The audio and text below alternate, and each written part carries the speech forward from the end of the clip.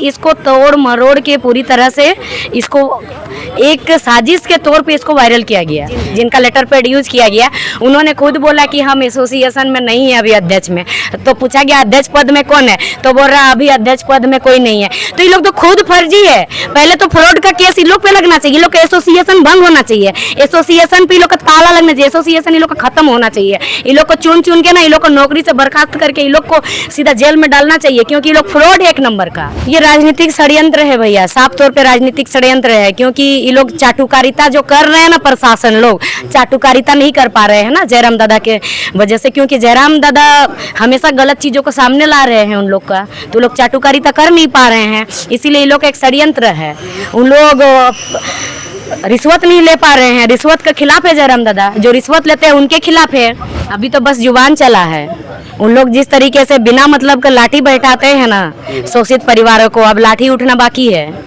आप देख रहे हैं बवाल न्यूज़, और बवाल न्यूज़ में आज हमारे साथ है बेबी महतो जी, जो कि जेल कैंप से हैं। देखिए, बरबड्डा थाना में जो भी चीज़ें चल रही हैं, आखिर पूरे राज्य भर में अब जो खबरें हैं वो गर्मा चुकी है। आखिर पूरा मामला क्या है? आज जयराम महतो के तरफ लगातार आप देख रहे हैं कि उनके ऊपर हर तरीके की चीज़ें की जा रही हैं। पुलिस प्रशासन और पुलिस एसोसिएशन की तरफ से उनको बार बार कहा जा रहा है और उनको अल्टीमेटम भी दिया गया है। आखिर पूरा मामला क्या है, आपको बताने के लिए हमारे साथ आज बेबी महतो जी। आपको जोहार, और आपका चैनल के माध्यम से सभी को मेरा जोहार। दीदी, ये जो पूरा खबर है, यहाँ पे कहा जा रहा है कि पुलिस एसोसिएशन को लगातार जो चीज़ें चल रही हैं कि गालियाँ दी गई है, इस तथ्य पे कितनी सत्यता है? उसके पीछे का जो मामला है, उसके बाद जो भड़कते हैं जयराम महतो, वो हम जानना चाहते हैं। देखिए, जो ऑडियो क्लिप वायरल हो रहा है, तो सबसे पहले तो ये लगभग 11 मिनट का ऑडियो है, और 11 मिनट का है तो इसमें 2 मिनट का सिर्फ कट के क्यों वायरल हो रहा है? और उससे बड़ा बात है, यहाँ पर सवाल है कि आप एक बात बताइए भैया, किसी से कोई भी व्यक्ति साधारण कितनों भी मतलब कैसे भी व्यक्ति अगर किसी से बात करने अगर गया हो तो डायरेक्ट ऐसे कोई बात करता है? नहीं करता है। उसका आगे बड़ा कुछ हुआ होगा तभी तो बात किया है ऐसे।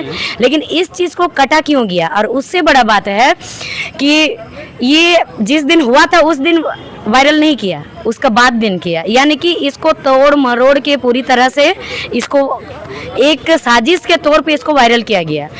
और एक प्रशासन जो वहाँ थाना प्रभारी का और एक जनप्रतिनिधि का बीच का बात था। वो एक जनप्रतिनिधि जनता के लिए कॉल किए थे, व्हाट्सएप में पहले चैटिंग हो रहा था तो उनके पास उतना समय नहीं था, और चैटिंग में वो गलत तरीके से भाषा बोल रहे थे वो प्रशासन, इसीलिए जनप्रतिनिधि ने डायरेक्ट व्हाट्सएप कॉल लगा दिया।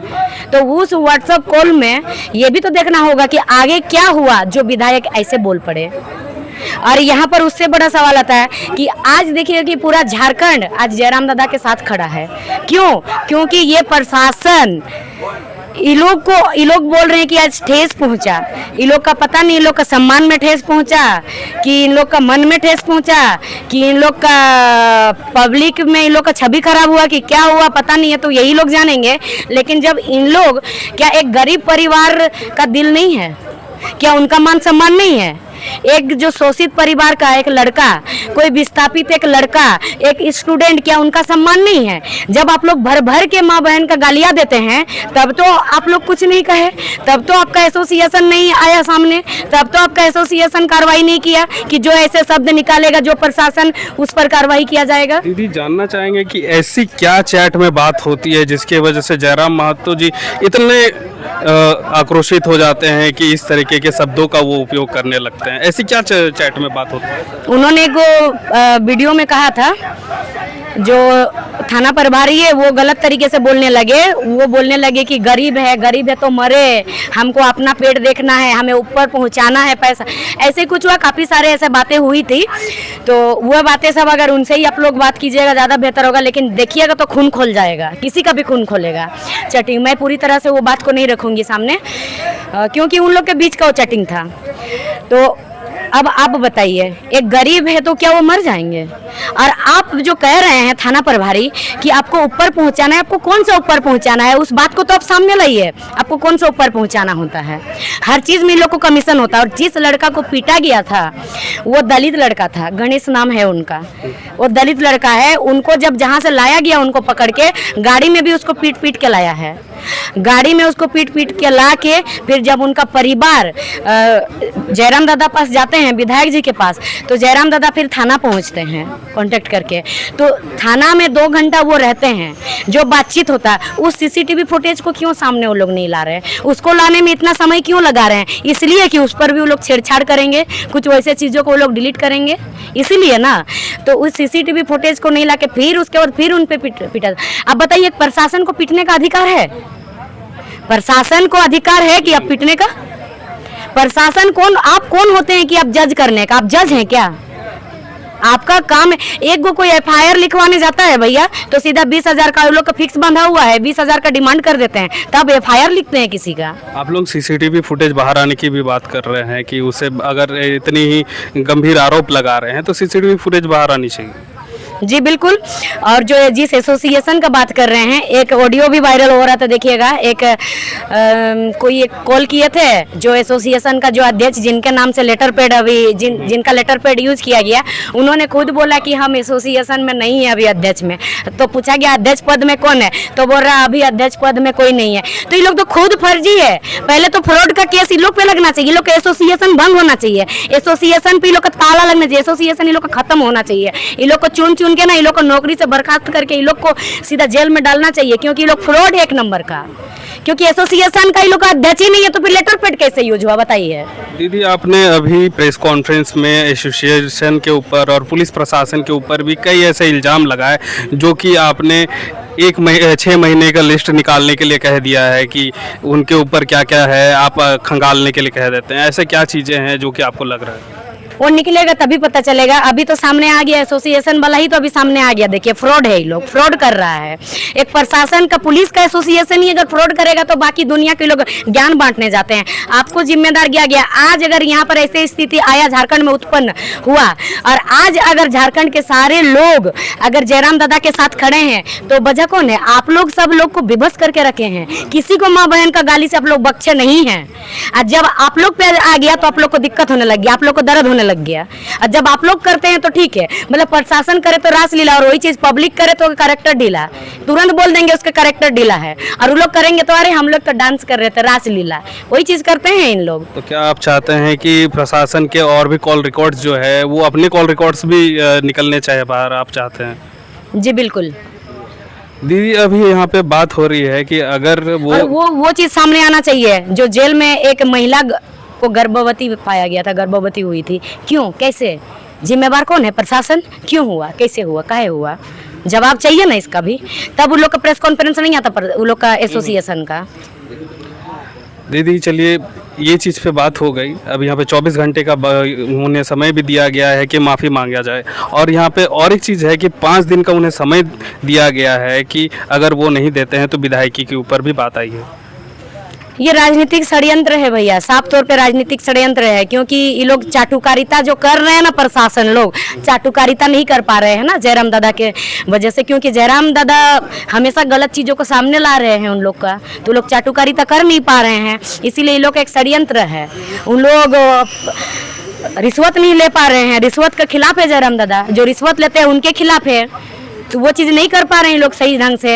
इन लोग का ये जो बिजनेस चलता आ रहा है ना, इस बिजनेस को लोग चला नहीं पा रहे हैं। इसीलिए इन लोग का एक राजनीतिक षड्यंत्र है। किसने कहा कि जो राजनीति में रहने वाले लोग राजनीति करते नहीं? यहाँ राजनीति में रहने वाले लोग तो वो लोग अच्छा राजनीति करते हैं। उससे तो गंदा राजनीति जो प्रशासन के नाम पे एसोसिएशन चला रहे हैं ना, ये लोग है। वर्दी के आड़ पे गुंडागर्दी करते हैं इन लोग। दीदी, क्या लगता है अभी विधायकी में रहते हुए जब वो इतना कुछ बोल रहे हैं, अगर विधायकी से उन्हें हटा दिया जाता है तो क्या होगा? अभी तो बस जुबान चला है। उन लोग जिस तरीके से बिना मतलब का लाठी बैठाते हैं ना शोषित परिवारों को, अब लाठी उठना बाकी है। अभी तो संविधान के दायरे में है। दीदी, और एक चीज़ मैं पूछना चाहूँगा, 2-3 केस ऐसे भी हैं जो कि उनके ऊपर आए हैं। एक फ़ोन तोड़ा जाता है उनके तरफ से, और एक जो है कि अभी का रिसेंट का समय है, ऐसी कई चीज़ें हैं जो उनके ऊपर अभी लगातार आ रही हैं। इस चीज को लेकर के जो फोन वाला बात था वो अभी का नहीं है, वो कुछ महीना पहले का बात है। तो शायद इस बारे में उन्होंने जवाब दे दिया था जयराम दादा ने। और ये भी एक राजनीतिक भैया सब मिल करके राजनीतिक षड्यंत्र रच रहे हैं कि एक जो विधायक है हमेशा प्रखरता से आवाज उठाते हैं, किसी तरह आवाज को दबा दें। दीदी, आपको नहीं लगता है कि इतना आक्रोश होना भी सही नहीं है? आप उन निम्न तरीके से आराम से भी हर चीज़ें पे सुलझाया जा सकता है। ये विधायकी में एक वो सामान्य पद है जहाँ पे आपको डिसिप्लिन मेंटेन करना पड़ता है। जहाँ सामान्य से नॉर्मल होकर के बात करने का होता है ना, वहाँ नॉर्मल होकर के बात करते हैं। ये लोग इसी के लायक हैं, इन लोग के साथ वैसे ही बात करना चाहिए। ये नॉर्मल हो करके बात करते हैं ना, इसी वजह से आज झारखंड के हर लोगों को ये लोग परेशान करके रख दिए हैं। आप किसी को भी गांव जाके किसी को भी पूछिए कि थाना जाने से क्या होता है, सब अभी यही चीज़ बोलते हैं, थाना कुछ भी होता है, घर में घटना घटता है, किसी के साथ कुछ भी घटना घटता है ना, थाना जाने से डरते। पता है क्यों? यही बात बोल देते, 20,000 रुपये पैसा नहीं है, थाना जाएंगे लिखेगा कि नहीं। प्रत्येक दिन हमारे पास कॉल आता है कि दीदी थाना गए थे, देखिए ना हमारा FIR नहीं लिखा गया, हमें डांट दिया गया, हमें डांट के भगाया गया। ये चीज़ आता है, ये लोग इसी के लायक हैं। क्या प्रशासन को इन सारे अपराधों का आप जिम्मेवार समझते हैं? जी बिल्कुल, सारे अपराधों का जिम्मेवार, अगर कुछ भी अपराध होता तो जिम्मेवार प्रशासन ही है, क्योंकि उस व्यवस्था बनाने के लिए किनको रखा गया? प्रशासन को। तो आज अगर व्यवस्था में भंग हो रहा तो जिम्मेदार कौन है इसका? प्रशासन ही ना है। दीदी, अगर आप लोगों की बातें नहीं मानी जाती, अभी जो लगातार जैसे जिम्मेवार उन्हें माना जा रहा है, अगर उनके ऊपर विधायकी के ऊपर आई और आगे जा कर के आप लोग क्या चीज़ लेने वाले हैं? हम लोग यहाँ किसी को मनाने नहीं आए हैं, कोई रूस्ट नहीं है जो हम लोग उसको मनाने आए हैं, हम लोग चेतावनी देने आए हैं। उसके बाद एक एक चीज़ खंगाल के सब निकाला जाएगा। और आप लोग पर जितना एसोसिएशन आंदोलन करने का बात कर रहे हैं ना, अभी झारखंड के लोगों को देखे नहीं है आप लोग। जिस दिन झारखंड का सभी लोग, क्योंकि सबको गुस्सा है प्रशासन से, सबको गुस्सा है, सब परेशान है ये लूटमार वाला, ये वर्दी के आड़ पे, गुंडागर्दी पे सब परेशान है इन लोग पे, इसीलिए सब आ जाएंगे। हम देख रहे हैं जयराम महतो के सपोर्ट में बहुत सारे लोग आ रहे हैं। बाबूलाल मरांडी जी भी आए हैं यहाँ पे। देखिए, उनको लगा कि सही है, कि सही कर रहे हैं, जनता के लिए कर रहे हैं, क्योंकि वो व्यक्तिगत खुद के लिए स्वार्थ के लिए नहीं किए थे, वो जनता के लिए किए थे। एक दलित परिवार, एक दलित लड़का, एक गरीब लड़का के लिए वो किए थे, तो सही लगा उनको।